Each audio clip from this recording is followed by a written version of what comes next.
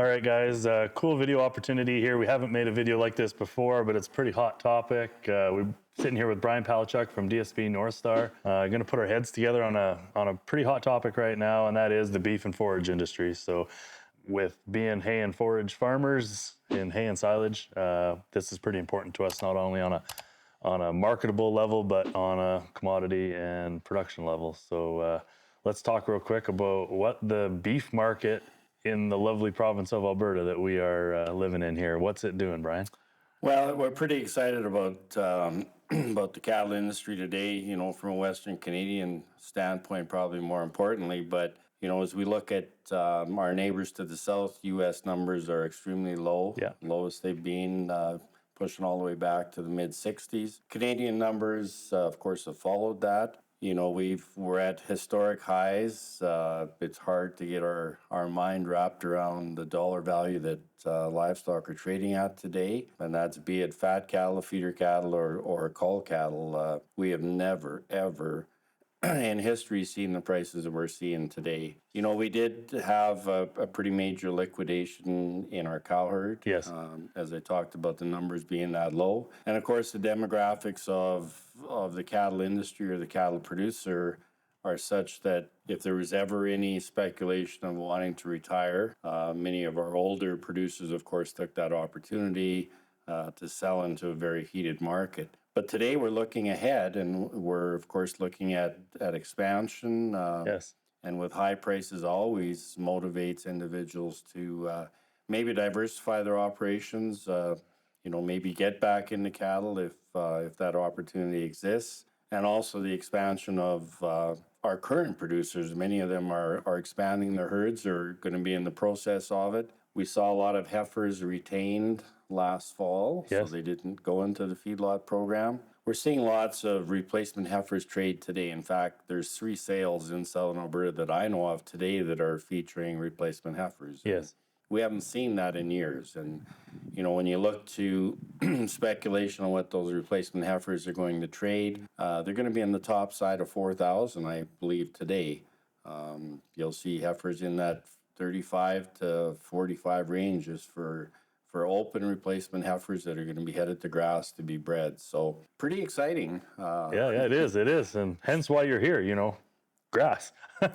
Yeah, for sure. And you know, we're seeing pairs trading today in that $6,500 to $7,500 range. So, you know, when you when you put a liner load of cattle together, you're talking some pretty big money. Yeah, there's an insurance policy going down the road there right now. There is. And, you know, for us as producers too, it also has helped in a major way in our equity position. Yep. You know, when you start putting those kind of numbers together on 100 or a 2 or a 3 or a 500 head operation, that's pretty big money. Absolutely. And so, you know, when you look at that, we're looking at the revenue side, but more importantly is the expense side, and that's where we get to the forage end of it. And of course, trying to reduce our major input costs to become more profitable. Anytime we can enhance our bottom line, it's just more money to grow our own personal business with. Exactly. So that's the reason Brian's here today, is not only are we doing some planning and looking at some new varieties, but we're looking at in depth at the entire offering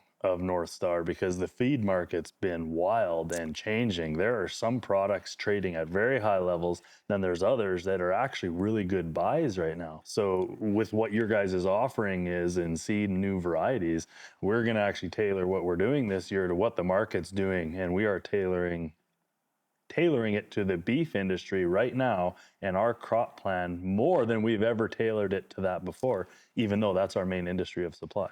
Yeah, and it's, you know, as things get heated up and interest ramps up, as we're seeing today in the cattle operation, forages are an extremely important part, whether we're talking winter forages, so stored hay, be it silage bales, be it silage in a bunker silo or dry hay.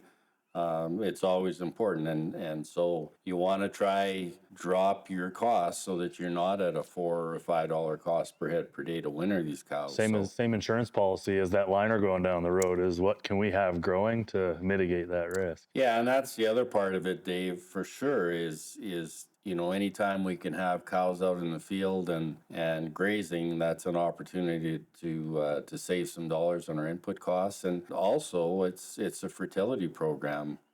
Anytime those cows can recycle all of those nutrients, it's going right back to the ground, and I'm working on soil health, and that's been a very hot topic. Exactly. We mentioned that in one of our last videos there, talking with Andrew at Premium Ag about fertility. You know, cattle are the number one recycler in the world that we have access to. So Yeah, no better way. And there are, you know, as we'll talk about a little later on here today, there are opportunities to, you know, take off a crop that can be used as dry feed or silage, and also have some undergrowth there to be used for fall grazing. And you know, if you can save 30 or 60 or 90 days in the field versus having to put the forage up and take it back out again, you know, that's a saving. That's a net savings to absolutely. a cow-calf guy or a feedlot guy, right? That's one of the biggest reasons we bought that drill, is for that intercropping and underseeding capability. That we only get one cut of hay in this area in the west, and if we can get a cut of hay or silage plus some grazing opportunity, that we keep coming back to that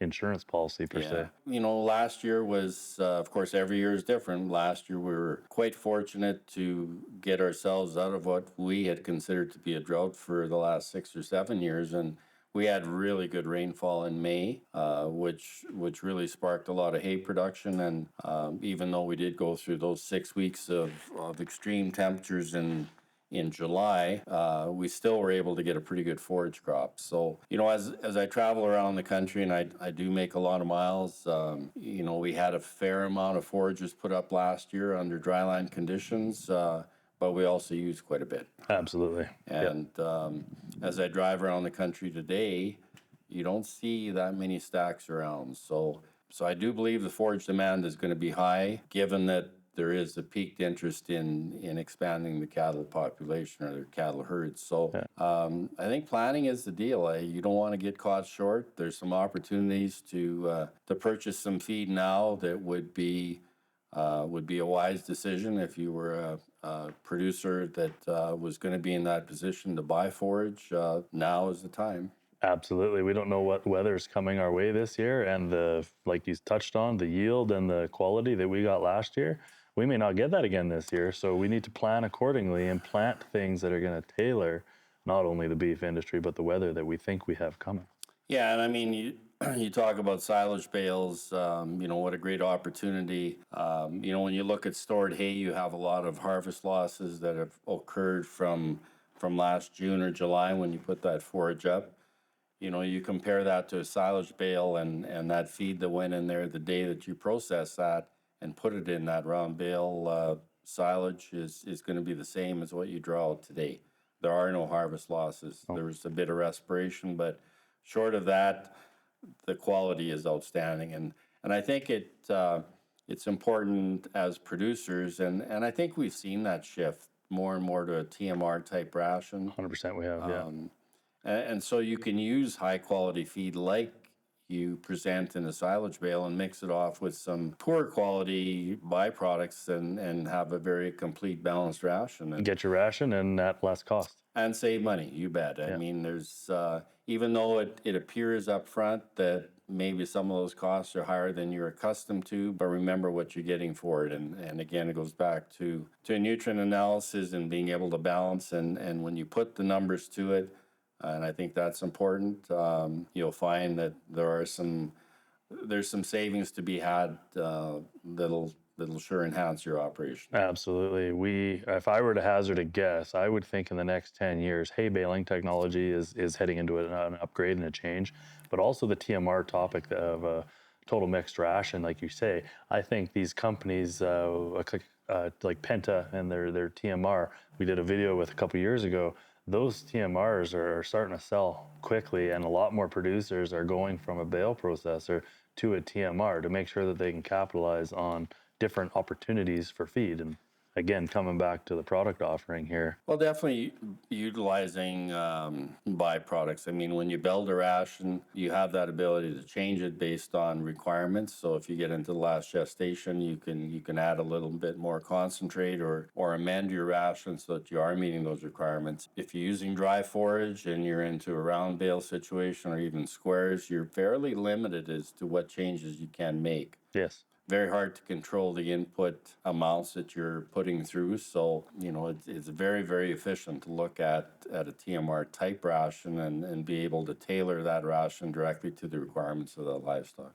Yeah, and so again, part of the reason you're here is we want to be building products and growing products that suit the feeding system that the ranchers in these areas of Western Canada are starting to use. So how can we benefit them in their feeding system by growing the right product? Yeah, and we'll talk a little more about that, but definitely choosing the right product, and probably more important is our management skills as to timing of cutting and trying to reduce harvest losses in the field.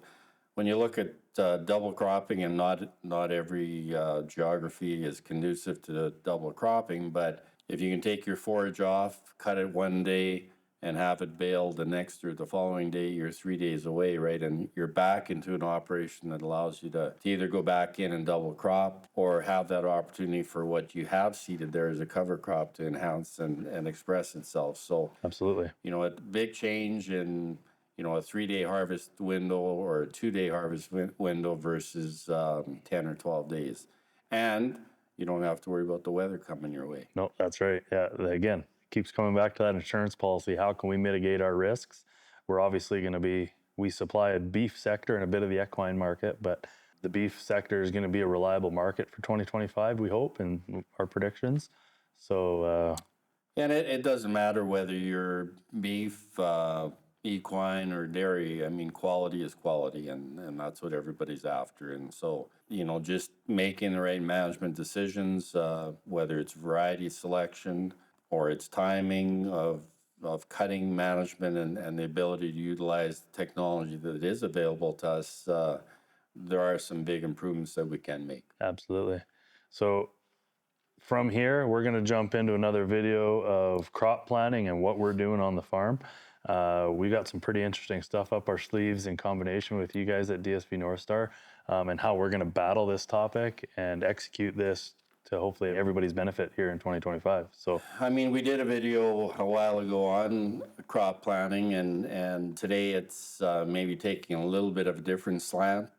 We look at regenerative ag, we look at crop rotations, and the market today is under some pressure. We have the whole speculation, and that's clearly what it is, the speculation and how the tariffs may impact us. But I guess the most important part is rotations need to go on. yes, And if you get chased in a market based on returns, we will get caught on the rotation. absolutely. And I think that's extremely important, and we stay the course. With the drop in commodity prices has also brought on a little more interest in terms of using forage as a rotation. 100%. And in the past, forages were a part of our rotation program because, most of the producers were diversified in livestock and crop production. Today, as that has changed a bit, and some producers have kind of honed in on the crop production side, forages have not been a part of the rotation. And there is nothing more important than having a forage in your rotation to break disease cycle, to break 100%. pest cycles as well. And there's been a lot of genetics put into the forage market over the last 10 years. And, DSV North Star is one of the leaders when it comes to research and variety turnover in terms of always trying to bring something better to the table. Absolutely. So you mentioned on the commodity prices and everything going on in the world and in North America right now, different products that we all use, like fertilizers that have to come from across the border. Not only I think we can be successful in planning our crop to satisfy the industry that we want to be in, but also mitigate some of the fertilizers, some of the products that we have to use in order to grow our crop. We could, instead of growing something like a soft white wheat, which has a high commodity price right now that could go for silage, maybe we could grow a clover that may not need as much or can fix its own nitrogen and to help our crop. And so maybe with the new drill, we can interseed and do some of that. But we're definitely getting into a crop planning area of conversation now. If you guys like what you've seen here, this is a bit of an intro to a two-part video. We wanted to talk about what's kind of going on in the world, in the beef industry and our feed and silage industry as well. We are gonna jump into crop planning and more of an execution video here on what we are going to do to mitigate all these risks. And stay tuned for part two, which is essentially gonna be what we're growing here with DSV North Star in 2025 at Farming Ain't Easy. Thanks, Brian. Thank you.